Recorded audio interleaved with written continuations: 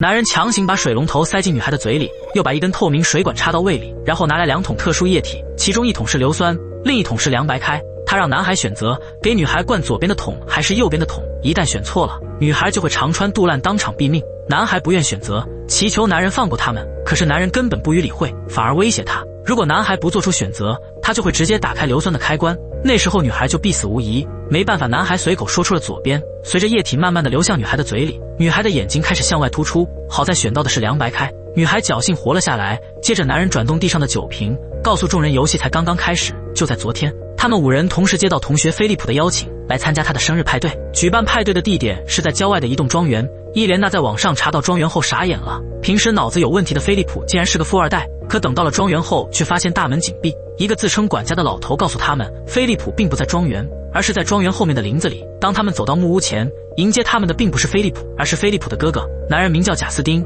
弟弟因为参加医疗援助还没赶来，今天晚上暂时由他来主持派对。在一番寒暄后，贾斯汀主动提议玩真心话大冒险，可随着酒瓶的转动，贾斯汀竟直接按住酒瓶，让瓶口指向自己，并且主动选择了真心话，告诉他们一个消息，菲利普并没有去参加医疗援助，在他退伍回来的前一天，菲利普就上吊自杀了。就在这栋小房子里，他们家族世世代代信仰天主教，认为自杀是一件很可耻的事情，他要调查弟弟为什么要自杀。这时候他们才反应过来，今天根本没有派对，这就是一场鸿门宴。在贾斯汀调查后发现，起因是3个月前的一场派对，当天一定发生了什么事。之所以这么断定，是因为他在弟弟的口袋里发现了一张贺卡，上面只有一句话，真心话还是大冒险，并且没有寄件人的任何信息。他断定几人作为弟弟的朋友，一定知道发生了什么。此时的克里斯显得略微紧张，想要尽快离开这里，却遭到了贾斯汀的阻拦。在没有查到明信片是谁寄的之前，谁也不能离开这栋房子。克里斯想要强闯出去，却被他轻而易举的制服。随后他拿出手枪，对着保罗的腿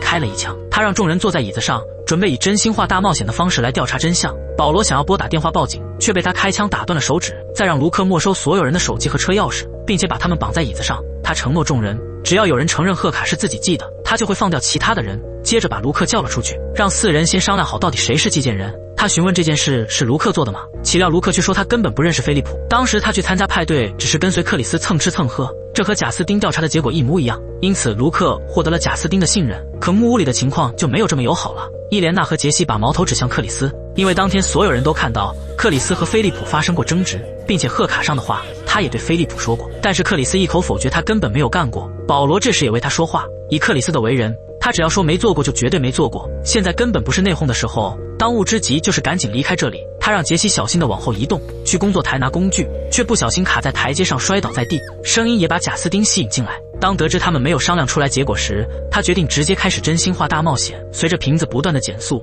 最终指向了杰西，他也没有犹豫，直接选择了真心话。贾斯汀质问他怀疑的对象是谁，他毫不犹豫地说出了克里斯。伊莲娜也在一旁煽风点火，说克里斯是因为杰西袒护菲利普，两人分手后怀恨在心才报复菲利普。突然克里斯想起了贺卡上的时间，那个时间段他根本不在这里，不可能是他寄的贺卡。保罗也可以为他作证，但伊莲娜根本不相信他。看着众人还不说实话，贾斯汀决定继续游戏。岂料酒瓶停在了克里斯的面前，这一次克里斯选择了大冒险。只见贾斯汀推来一个推车，紧接着把杰西放倒在地，强行往他嘴里塞了一个水龙头，并在上面插入一根透明管子，让克里斯在2个罐子里选择，一个是凉白开，另一个是硫酸。如果克里斯不选择的话，他就会直接打开装有硫酸的罐子。情急之下，克里斯选择了左边的罐子，幸好选到了凉白开，杰西侥幸活了下来。游戏继续进行，这一次出乎众人的意料，瓶口竟然指向了贾斯汀，他选择了真心话。杰西问他为什么要选择他们，贾斯汀说弟弟的床头有一张照片，上面刚好是他们5人，并且照片上的脸都被划掉。这种奇葩推论让伊莲娜哭笑不得，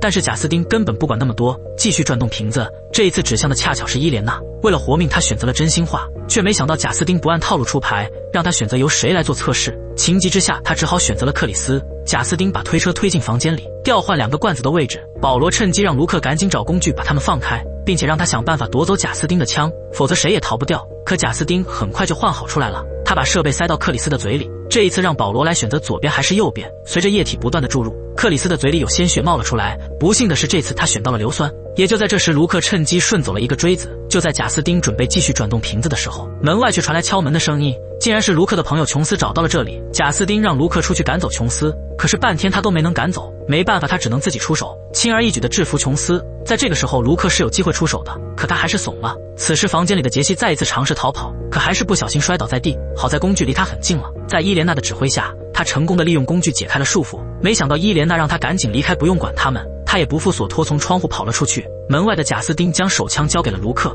并且拿走了一半的子弹，让他来决定朋友的生死，或者他可以把枪对准贾斯汀，就看他有没有那个胆量。最终他还是把枪对准了朋友，不幸的是朋友被一颗实弹打死。当他们回到房间后，发现杰西不见了，贾斯汀急忙开车去追，而杰西已经跑到了城堡里。他原本想要寻找电话报警，却意外发现了菲利普竟然没死，并且他还通过监控看着木屋里的一切。就在这时，管家举枪走了进来，他也说出了实情，菲利普确实上吊自杀了。好在他发现的及时救了下来，可因为大脑长时间缺氧，导致他成为了植物人。他威胁杰西赶紧离开菲利普，没想到他拿起旁边的刀挟持菲利普，让管家离开。没办法，管家只好放下手中的枪走了出去。杰西也趁机拿起枪准备离开这里，刚走到门口，却被突然跑出来的管家吓了一跳。争执中，他失手打死了管家。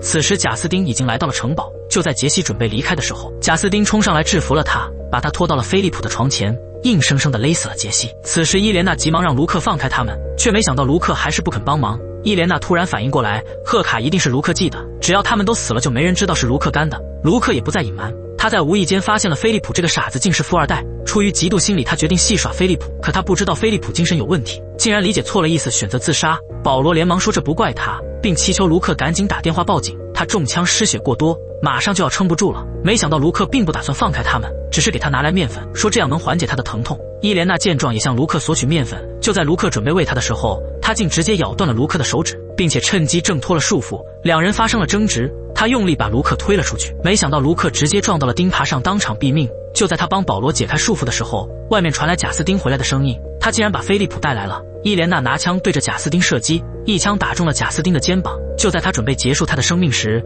贾斯汀竟然拿出匕首刺伤了伊莲娜。幸亏保罗及时拿起锥子扎中贾斯汀的小腿，伊莲娜趁机抱起硫酸砸在了贾斯汀的身上。这一次他们成为了猎人。伊莲娜让保罗先去车上等着他，回到屋里的他告诉了贾斯汀事情的真相，菲利普在派对上和他发生了关系，他还趁机录下了视频。伊莲娜早就知道了菲利普的身份，他的家族出现了财务危机，他准备以此要挟菲利普帮他渡过难关。可是没想到菲利普家族把荣耀看得这么重，菲利普担心这件事让家族蒙羞，所以才在哥哥回来前上吊自杀。真正害死菲利普的不是他们，是菲利普家族可笑的荣誉。他从后面的储藏柜里找出一枚手榴弹，塞在了菲利普的手里，让他自己做出决定。说完他就走出了木屋。菲利普紧盯着被绑在地上的哥哥，流下了一滴眼泪，用尽全力拉掉了保险丝，眼睛一闭，结束了这个该死的家族荣誉。